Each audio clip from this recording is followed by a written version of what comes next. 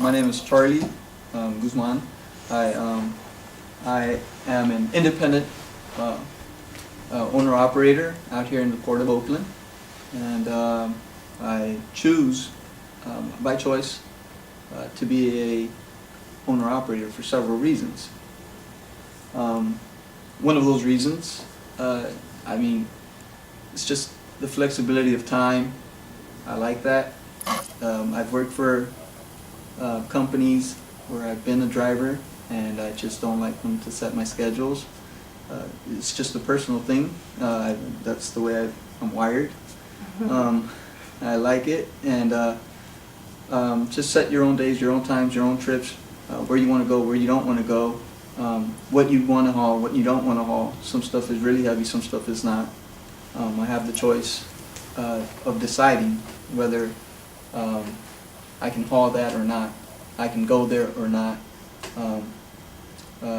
and just the flexibility that I'm given throughout the day. As far as being an employee, I did. It was a good system. I agree with it. I mean, some people like it. Unfortunately, it wasn't for me. You know, I got benefits, I got everything, and I got to go places. You know, drive the company truck. I didn't have to spend anything or whatever. But I just didn't like the timing schedule.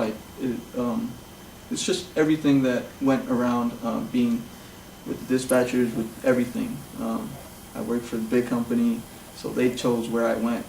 They chose what I did, and sometimes I wanted to be home sooner, or sometimes I wanted to do things on my own schedules, like for birthdays and stuff. I wanted to be home. So you have more flexibility. Right. Flexibility is what I was looking for, and that's what the benefit of being an owner-operator. I mean, that's beauty. All right. So you have read the legislation under Yeah, I did. I took a look at it. Yeah. I did. And you've actually talked with the Teamsters?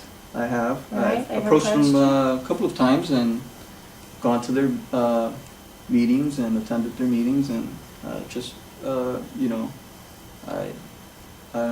So what do the Teamsters say is a benefit of you joining their coalition and pushing for AB 50 to stop independents from working on the ports?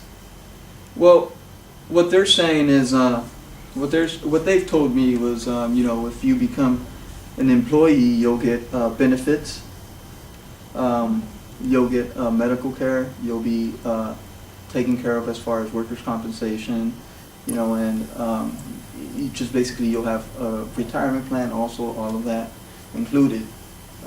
When I approached them, I asked them, okay, so what are the benefits? What's the wage? What's the all of details.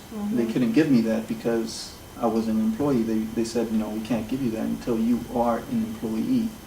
Well, who are you going to be an employee of? Well, the way they set it up, the way they explained it to me was that the companies will purchase my truck. Really? They will purchase my truck. They'll take over my truck. They'll take over everything. My truck. They'll take the maintenance and everything. I'll just be the driver.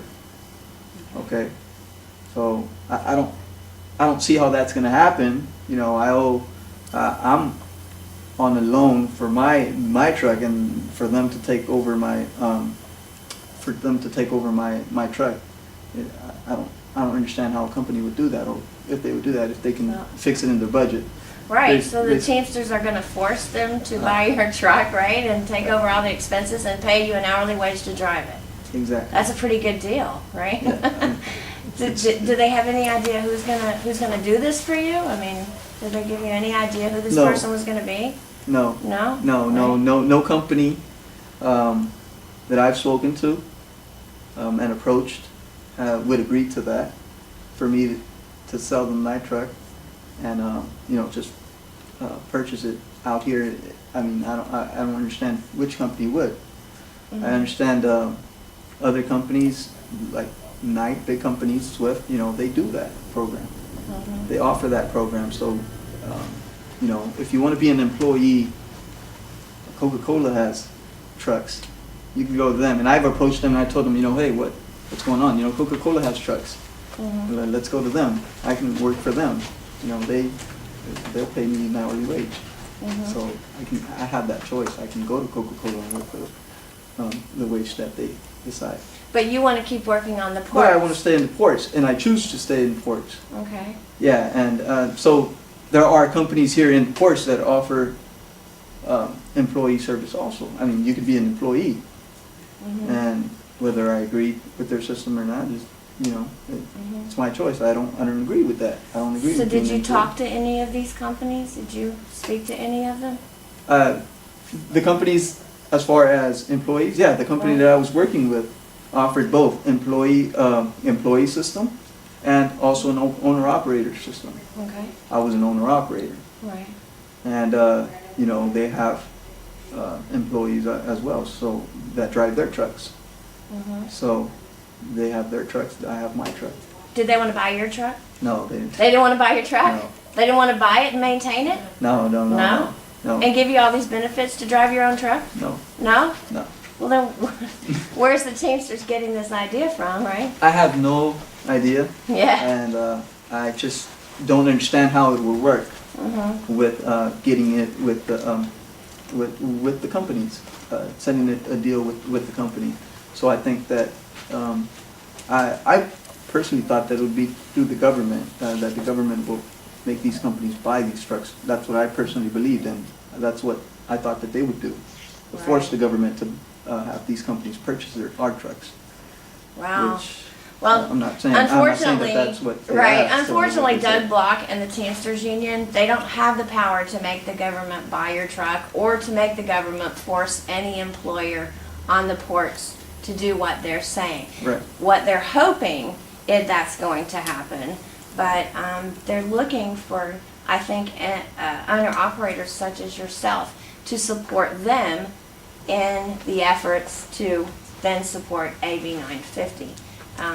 In the event that they have some trouble pushing that through the legislation, it would be nice for them to have folks like you to believe that you've got this whole big, you know, enormous gift coming, you know, the pot of gold at the end of the rainbow, so to speak, right? Right. And, but it's just not there, right? Right. I mean, jobs, to be an employee, it's not promising. Very uncertain. Right. So, if I understand you right, the Teamsters Union, Mr. Block over at Local 70, I think it is telling you that if AB 950 passes, then you have a truck that they're going to make someone buy, maintain, and then they're going to also pay you an hourly wage, give you benefits, health insurance, a pension, all of these things. Wow.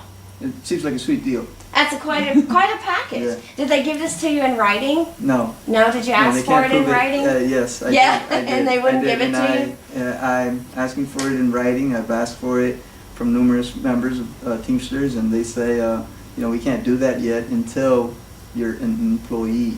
Until we switch the system into an employee. Until you switch in, right, like Doug Block, he's an employee, right? Yeah. He doesn't have that sweet deal either.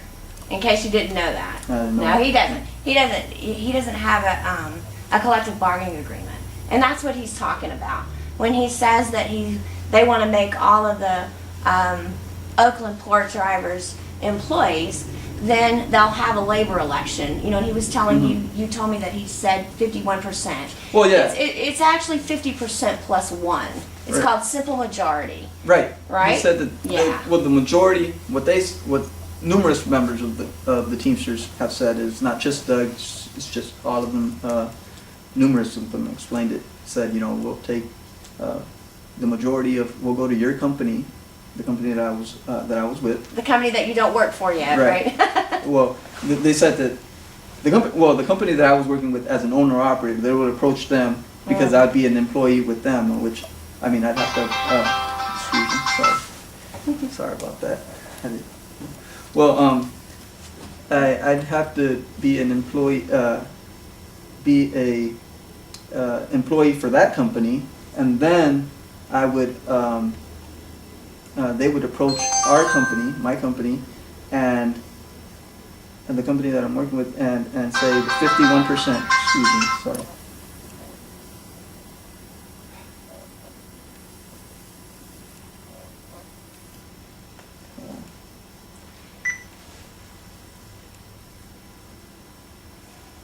So they would have a labor election. Right.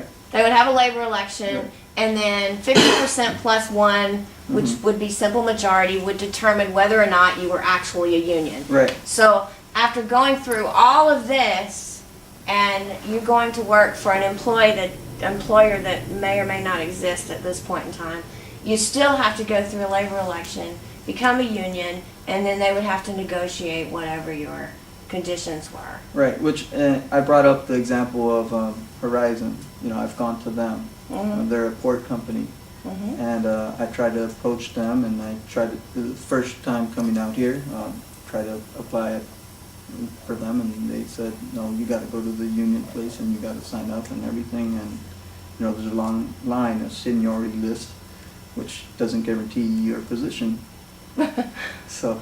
Did Doug Block tell you all of that? No, I approached Horizon Yeah. and he didn't tell me that, but I approached them and tried to find out of a system, an employee system that would work, and that doesn't work. Right. No, it doesn't work. It isn't quite as simple as that. Exactly. There's Right. a lot of politics into it, and so Right. getting in, and so So what do you think is the best position for you? owner operator.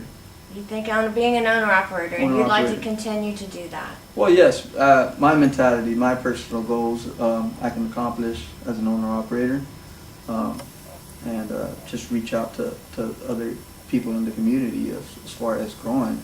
I want this thing says to make us grow. I mean, this assembly speaker said, you know, to make the economic growth. You know, as far as a truck company as myself, just one truck, I'd like to expand one day, and you know, make it 2, 3, eventually you know, get my brothers, my friends, my family members the same opportunity that I have.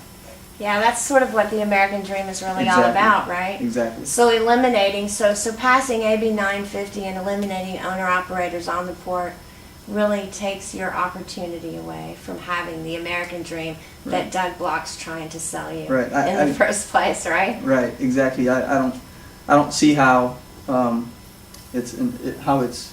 how his idea is, but you know, we have all systems. We have, you know, we have employees, we have self-employed, we have business owners, and then we have the investors. Let's keep it that way. Well, I think that's a good idea. Thank you very much.